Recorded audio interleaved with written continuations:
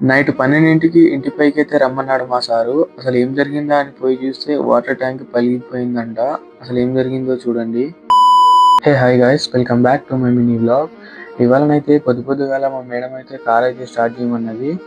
వచ్చే దారిలో మొత్తం అవుట్ ఏరియా అన్నమాట. బయటకైతే వచ్చింది వీకెండ్ అనేసి.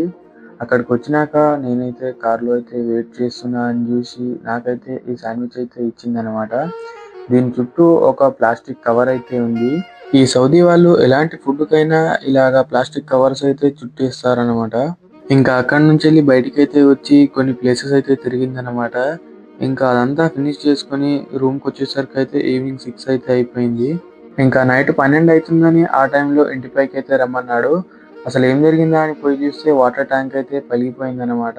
"నీకు ఏమన్నా తెలుసా రఫీ దీని గురించి" అని అయితే అడిగాడు. నాకేం తెలవదు సార్ అనంగానే, సరేలే రూమ్‌లోకైతే వెళ్ళిపోయి పడుకోపో అని అయితే